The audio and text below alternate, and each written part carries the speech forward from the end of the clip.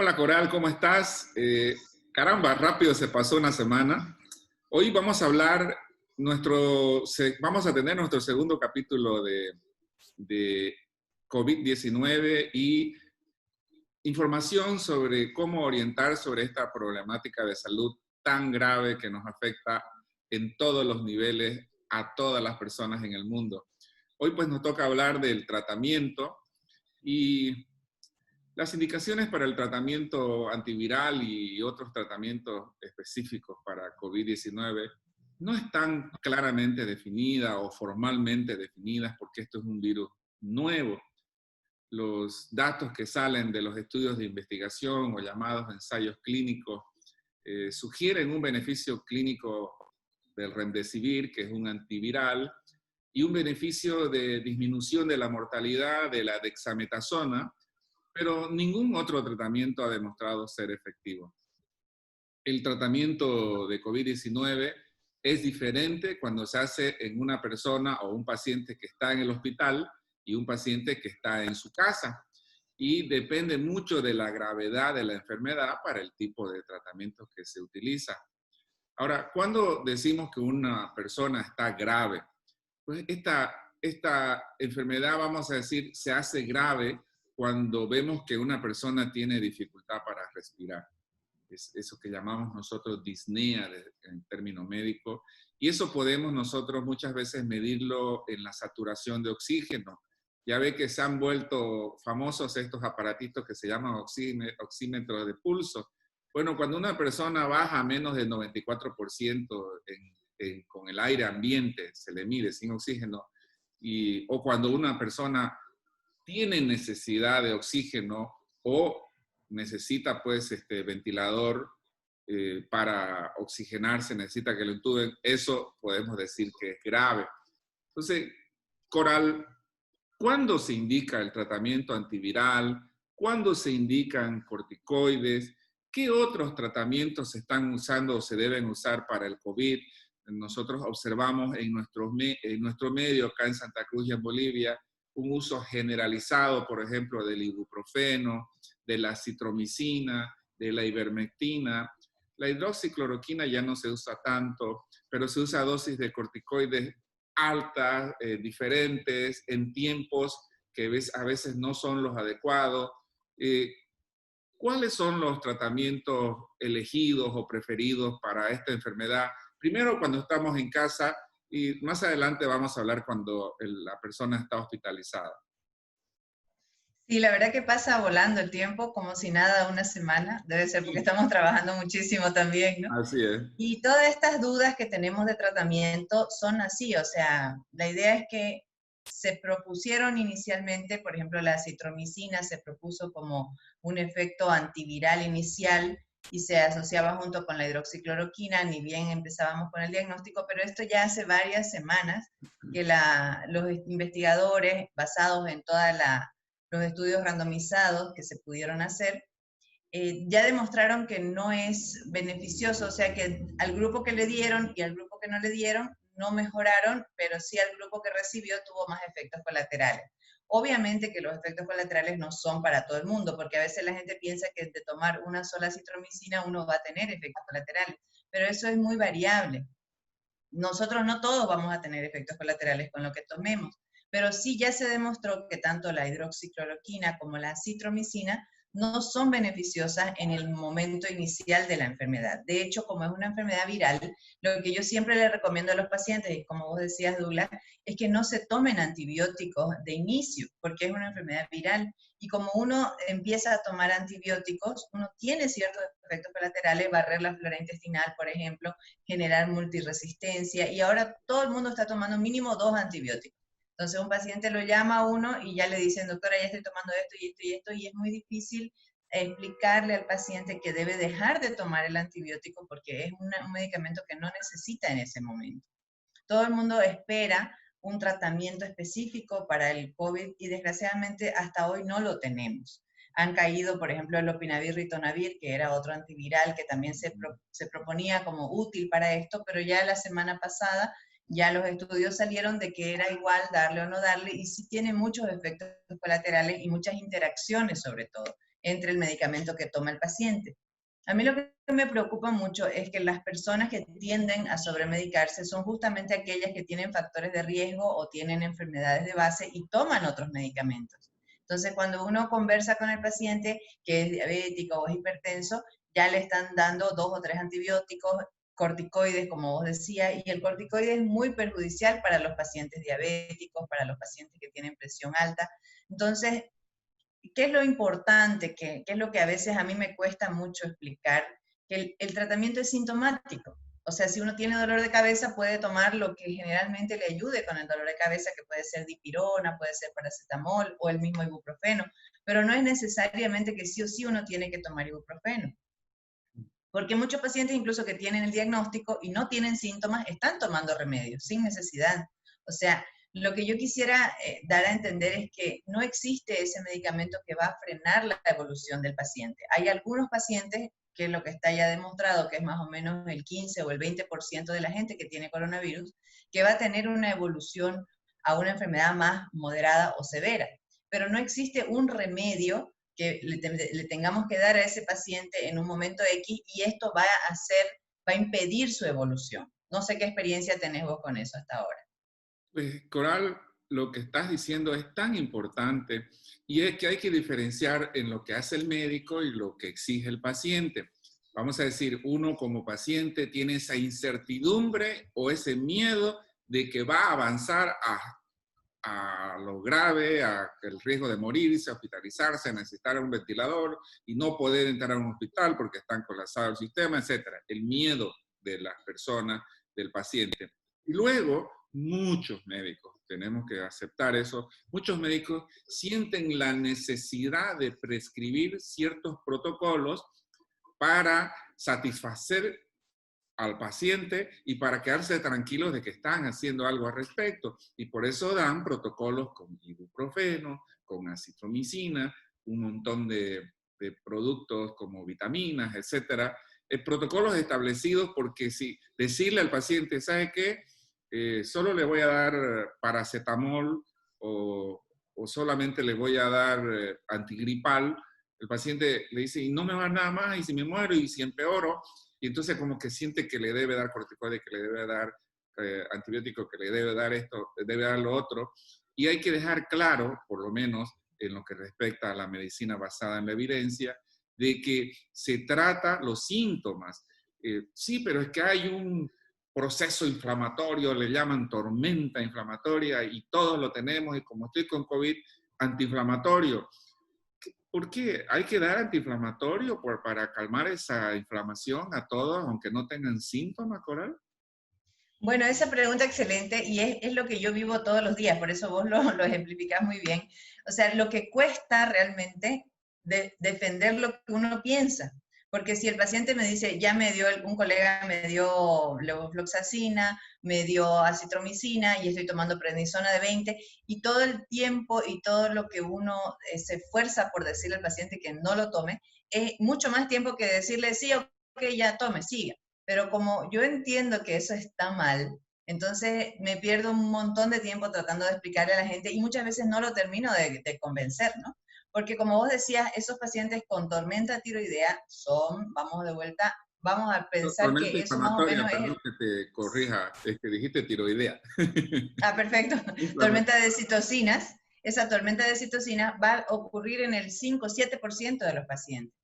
Y estamos seguros que no le va a frenar la tormenta un medicamento antiinflamatorio como el ibuprofeno.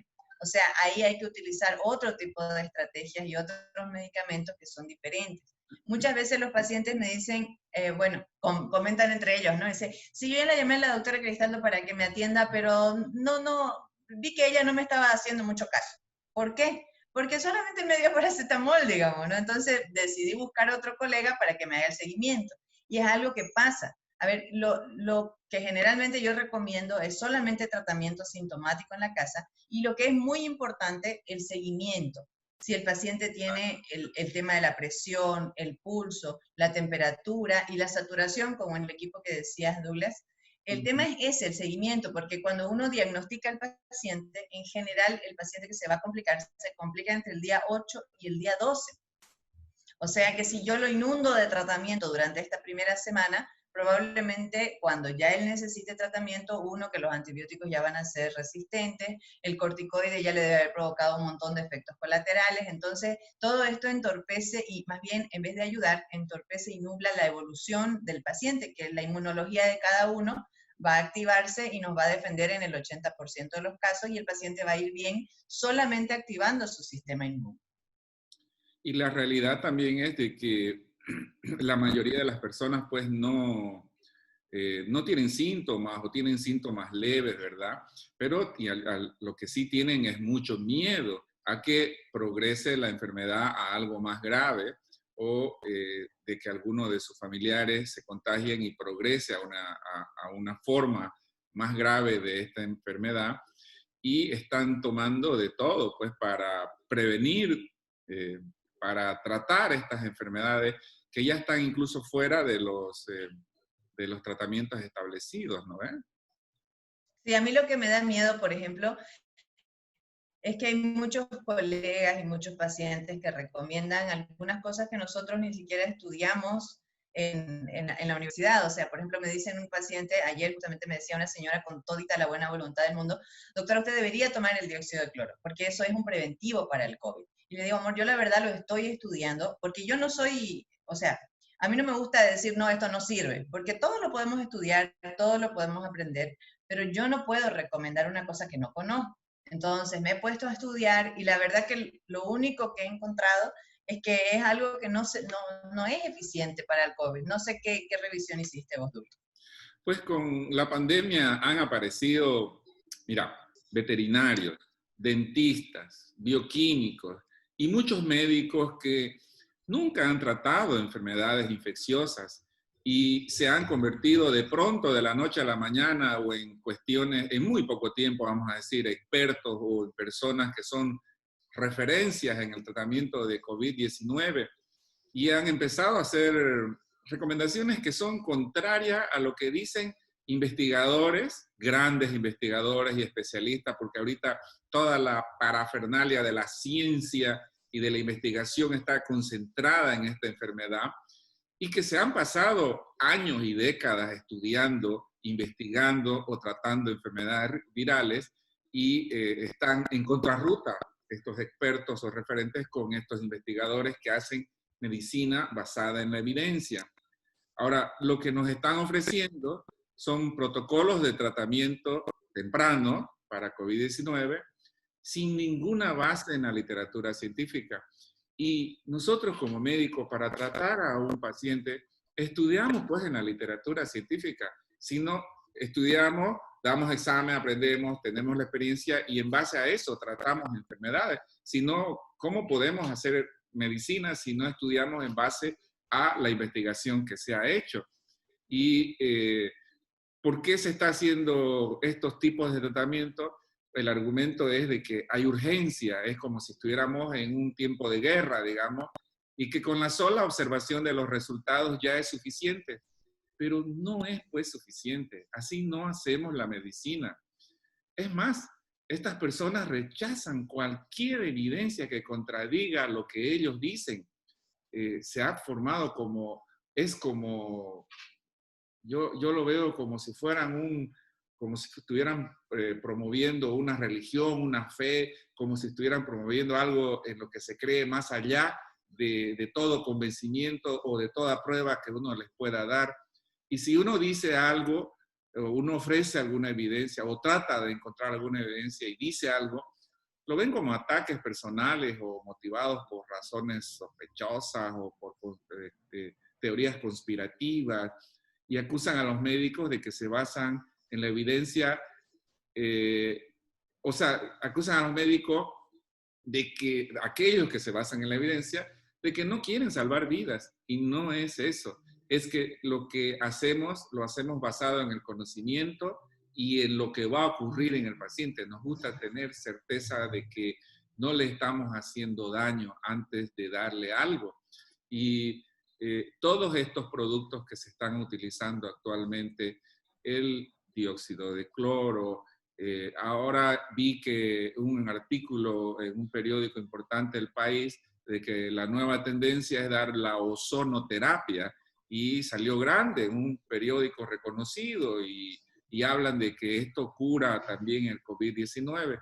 Entonces, tenemos que tener como médicos, como profesionales de la salud, tener una norma, cómo guiarnos y no desesperarnos y tratar de salvar vidas, entre comillas, con productos que no están demostrados que funcionan, que no se han hecho estudios, que no han pasado por la supervisión de expertos que diga que realmente funciona. Y lamentablemente este es un virus que ha aparecido demasiado rápido, no lo conocíamos, pero se está avanzando a pasos agigantados en la investigación. Y realmente yo soy optimista de que va a surgir en cualquier momento alguna forma de tratamiento o de prevención de esta enfermedad. Los procesos de la vacuna también están avanzando a pasos agigantados. Así que este es un tema de que, aunque es bueno conversarlo, no creo que le debamos dedicar más tiempo porque no tenemos la evidencia para discutir al respecto, Coral.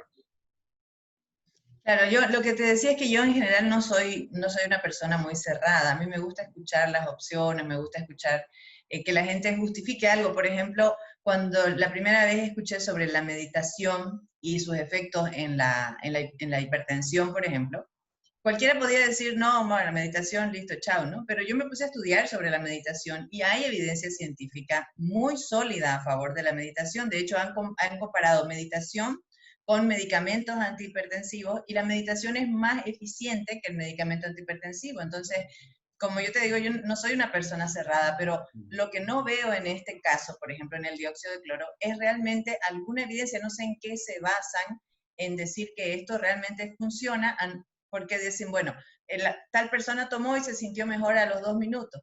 Y eso, la verdad es que la enfermedad sola, cualquier persona que pase sin tomando agua o mirando Netflix, como decía el otro día en el Facebook, la gente, 80% de la gente va a ir bien. Y yo pienso personalmente que el hecho de controlar al paciente y de hacerle su tratamiento sintomático, de acompañarlo y ver qué paciente va a ir en una internación o no, no es no hacer nada, porque las personas dicen eso no es nada.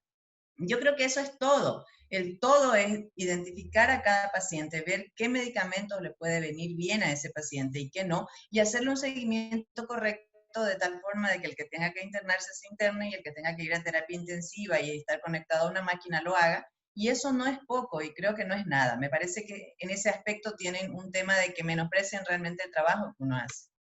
Sí, estoy de acuerdo completamente con vos, Coral. El hecho de que se ofrezca un producto que cura el COVID-19, que no hace daño a nada, que cura además el cáncer y otras enfermedades, es ya de por sí pues sospechoso. Por Sí, no decir muy ingenuo, ¿verdad?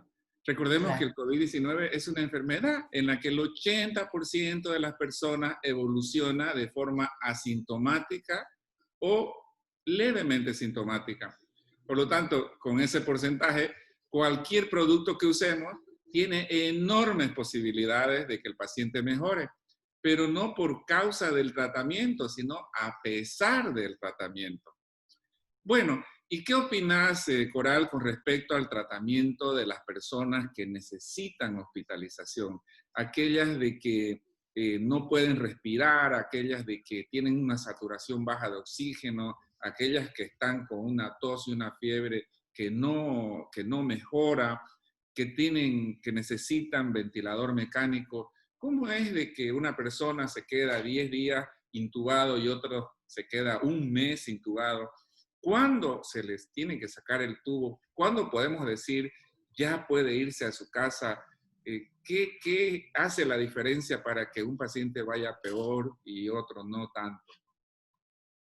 Eso también es muy variable y es otra de las cosas que nosotros hacemos conociendo al paciente y viendo cómo va evolucionando y qué otras enfermedades tiene. Por ejemplo, si un paciente empieza a bajar, está en su casa y empieza a bajar la saturación, ese paciente yo lo tengo que enviar a un centro asistencial. Ahora, ¿qué se está viendo todos los días? Es que la gente no quiere ir a los centros asistenciales por el aislamiento, porque lógicamente ese paciente entra a un área donde no puede recibir visitas porque puede seguir diseminando la enfermedad. Entonces, mucha gente quiere quedarse en casa para que lo puedan cuidar sus familiares en casa, pero hay que entender que una vez que la saturación baja, como decías vos, Douglas, desde 93 para abajo, 90 incluso, muchas personas aguantan hasta ese nivel. Ese paciente ya debe ir a una evaluación más profunda, hay que hacerle una tomografía, hay que hacerle estudios como la ferritina, el dímero D, y tiene que estar en una internación porque necesita oxigenoterapia. Básicamente, lo que está comprobado que mejora al paciente es la terapia con oxígeno, la tromboprofilaxis que hay que hacer para evitar que se produzcan coágulos, los Anticoagulación. corticoides, ajá, los corticoides que tienen que utilizarse cuando el paciente ya baja la saturación y no puede mantener la saturación solamente con oxígeno, y la posición boca abajo, aunque uno no lo crea, de todas esas medidas que te comentaba, la más eficiente es la posición prona, que se llama, o sea, echarse boca abajo. Eso ayuda muchísimo y uno lo puede ver. Yo cuando estoy en teléfono con mis pacientes les digo, a ver, está saturando 90, por ejemplo. A ver, eche boca abajo, por favor, y veamos cómo mejora. Y el paciente que aguanta echarse boca abajo a los 30, 40 minutos está en 94, 95. Es una técnica y una medida muy, muy eficiente. Lo malo es que no todas las personas lo aguantan. Cuando ya el paciente ha pasado por el ya con tromboprofilaxis, ya recibió corticoides y aún así no puede tener una buena saturación, esos pacientes tienen que ir a una ventilación mecánica. Hay que ponerle sedantes, hay que dormirlos y hay que poner un tubo en la garganta para darle presión y oxígeno a través de una máquina que respire por ellos hasta que toda esa inflamación ceda y pueda pasar al tubo de vuelta. Ya, y es decir, las personas que están en su casa, no todas tienen que recibir corticoides entonces, ¿verdad? Comparado con los que están en el hospital. ¿A quiénes se les da Claro corticoides? que no, por eso yo, lo que generalmente estamos haciendo es aquella persona, porque hay muchas personas que tienen oxígeno, aquellas personas que empiezan a bajar la saturación y la tienen persistentemente baja, se puede hacer una prueba de dar un poco de corticoides en domicilio, pero con la idea de que ese paciente tiene que ir a una internación. Los estudios, por ejemplo, el recovery, lo que mostró fue que realmente disminuye la mortalidad del paciente que está entubado. O sea, este estudio nos da la certeza y la fuerza de la evidencia de que a todos los pacientes entubados deberíamos darle corticoide. En este caso, el recovery usó dexametasona y a una dosis de 6 miligramos. Entonces, eso es lo que nos apoya para que nosotros lo usemos en los pacientes entubados. Pero se puede hacer una prueba previa cuando un paciente empieza a bajar la saturación y con oxígeno igual no mantiene una buena cantidad de oxígeno en su sangre. ¿Y cuándo sabemos que una persona que ha sido intubado ya no necesita el tubo? ¿Cuándo se le retira el tubo, Coral? Esa pregunta es excelente porque mucha gente nunca, digamos, nunca ha tenido pacientes de terapia intensiva y no familiares en terapia intensiva y eso es muy difícil de comprender, pero es así, si el paciente tiene, por ejemplo, en la máquina se setea el volumen, o sea, se coloca el volumen que uno va a recibir, cuánto de aire va a entrar al pulmón, se setea la presión con la que entra y la cantidad de oxigenación, que son los parámetros básicos.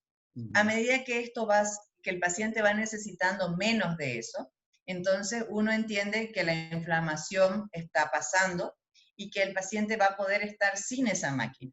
Y en esta enfermedad, desgraciadamente, eso pasa generalmente a partir del día 14 o 15, y hay gente que está mucho tiempo entubada. Por eso es que ahora, al principio se hablaba de que la traqueostomía, o sea, o que le hacen un hueco aquí en la garganta para poder colocar el tubo acá, la hacían generalmente al día 20 más o menos, pensando que el paciente iba a ir muy largo. Pero ahora hay muchos estudios a favor de una traqueostomía precoz, porque cuando el paciente está con un tubo en la garganta a través de la boca, tiene que estar sedado, tiene que estar dormido y con dosis altas de medicamentos para que no, porque esto es muy incómodo. Sin embargo, cuando uno tiene la traqueostomía y tiene el huequito aquí en la garganta, el paciente puede estar despierto. Entonces, esa es una de las ventajas de la traqueostomía precoz que también está dando dentro de los tratamientos que hay posibles. La traqueostomía precoz también está muy utilizada ahora porque realmente el paciente va a requerir menos medicamentos, no va a tener necesidad de tantos sedantes, va a poder estar despierto y va a poder hacer que esto pueda en algún momento dejar de necesitar la máquina. ¿Y qué pasa si se le hace traqueotomía y no despierta, a pesar de que ya no está con sedantes? ese es un caso ya más grave, ¿no? O sea, eso significa que el paciente está más comprometido y que probablemente en lo que se ve en la literatura es que más o menos un 30% de los pacientes que han tenido una enfermedad muy severa pueden desarrollar lo que se llama una fibrosis pulmonar. Entonces, eso hace que el pulmón quede afectado y que ya uno a veces no pueda respirar sin la máquina o sin el apoyo de la traqueostomía, ¿no? Bien, ¿y cuándo se le da de alta al paciente que está en la terapia? ¿Cuándo puede irse a la casa y decir, caramba, ya vencimos esta enfermedad? ¿Cuándo Sí, sale de terapia? Vamos a hablar de terapia mejor, porque una vez sale de terapia uno dice, ya no está tan grave, ¿verdad? claro. De terapia sale básicamente cuando el paciente ya puede manejar su respiración. A veces el paciente todavía no puede pararse, no puede comer solo, tiene muchas dificultades todavía, pero son dificultades que uno con el tiempo y con el ejercicio va a ir ganando. Una vez que uno sale de la máquina, cuando ya uno puede respirar solo y no necesita una máquina para respirar, uno sale de terapia intensiva. Bueno, ahora te voy a hacer una pregunta un poco difícil de responder, pero creo que vale la pena porque yo en el transcurso de estas semanas y meses hemos estado viendo muchos pacientes y hemos visto la diferencia entre cuando están internados, cuando están en su casa, cuando están en piso, internados en un hospital, cuando están en terapia y, y dependiendo de qué terapia está, voy a replantear mi pregunta. ¿Qué tanto importa la experiencia del médico de la terapia, la especialidad en terapia intensiva que tenga la persona, la experiencia en terapia intensiva? Porque yo he visto pacientes tratados en terapias intensivas donde estaban médicos ginecólogos, médicos de otras especialidades como terapistas, y he visto pacientes tratados en terapias donde habían especialistas en terapia intensiva o médicos con mucha experiencia en terapia intensiva y a unos les iba peor que a otros. Pues. Sí, esa pregunta es clave. Mira, el tema de la terapia intensiva, durante muchos años no había terapistas, una cantidad suficiente de terapistas intensivos y personas como yo, por ejemplo, que hice medicina interna, trabajábamos en terapia intensiva, por eso me queda súper bien la pregunta. Yo trabajé 10 años en terapia intensiva y así también tengo colegas internistas como yo que nos formamos en medicina interna y trabajamos en terapia intensiva durante muchos años. Eso le da a uno mucha experiencia del manejo de estos pacientes, pero la clave, la diferencia es saber lo que uno está haciendo. Los pacientes que están siendo manejados por los terapistas, por personas que entienden cómo se maneja esa máquina, porque el manejo de esa máquina es una especialidad aparte. O sea, de hecho yo cuando trabajaba en terapia intensiva no lo aprendí eso en mi residencia, lo tuve que aprender aparte, estudiar yo por mí misma. Pero esos pacientes que están siendo manejados por los terapistas seguro que van a ser mucho mejor manejados que por una persona que no tiene esa especialidad. Porque la base de la terapia intensiva, el corazón de la terapia intensiva es el manejo del ventilador. Y las personas que no tienen conocimiento ni experiencia sobre el manejo del ventilador seguramente van a dar un cuidado inferior al que el paciente necesita. Bueno, básicamente lo que estamos conversando ahora es del tratamiento del COVID-19 en casa y en el hospital y estamos orientando de que no existe un tratamiento preventivo, no existe un tratamiento curativo, tenemos un par de medicamentos que funcionan, tenemos el aporte, el apoyo de las instituciones, de la tecnología, de los médicos, para apoyar en esto que es dar medicamento para la fiebre, dar medicamento para el dolor, dar medicamento para los problemas infecciosos si se presentaran. Se está haciendo tratamientos inadecuados en nuestro país, se están dando medicamentos y hasta productos que no están demostrados que funcionen y mucha gente, muchos profesionales de la salud se están aferrando a ellos con toda la fuerza que pueden, tratando de ofrecer algo para resolver este problema, pero no, este problema de salud, pero no se resuelve de esa manera. Y vamos a continuar el siguiente sábado hablando de estos temas que tienen que ver con el día a día que viven ustedes, queridos amigos y amigas que nos están viendo la próxima semana. Entonces estaremos conversando sobre los diferentes estudios que se hacen de laboratorio para el COVID-19, desde los estudios para diagnosticar el COVID-19, las pruebas rápidas, las PCR, los estudios de laboratorio que se piden, porque hay estudios de laboratorio que nos dicen que hay un proceso inflamatorio activo, hay estudios de laboratorio que nos dicen que hay un problema de la coagulación de la sangre. Entonces son parámetros que nos van orientando y vamos a decirle en cuánto tienen que estar esos parámetros para definir diferentes tipos de tratamiento. Coral, ¿algunas palabras de despedida de tu parte? Sí, la verdad es que esto es hasta terapéutico, ¿no? Porque uno se siente de repente solo, siente que por ahí no está haciendo bien las cosas, como hay tanta presión de la sobremedicación, tanta presión de otros colegas. Entonces, el hecho de estar juntos, de conversar esto, creo que es algo muy importante para nosotros como personas, como médicos, y es algo que podríamos estar haciendo en las instituciones.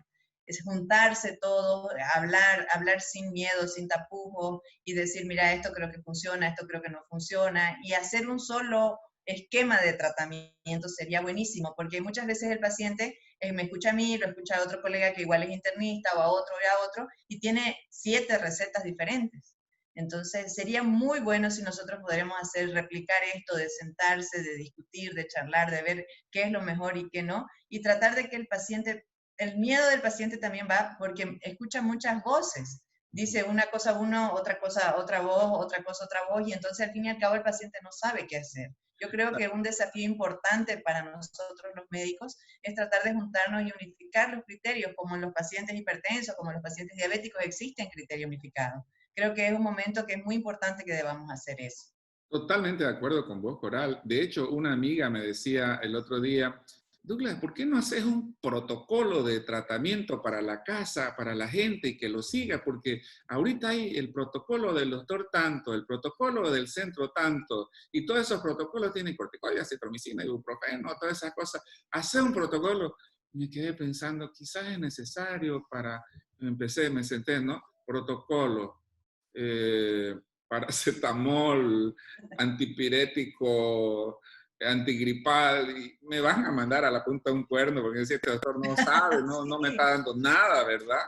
Y es duro, es duro tratar de hacer las cosas como deben de ser y sobre todo que entiendan que es un acompañamiento día a día, que es lo que estamos haciendo actualmente a través de todos los días con nuestros pacientes. Gracias, Coral, por estar nuevamente en esta conversación amigable de COVID-19 y a ustedes por vernos. Hasta el próximo sábado.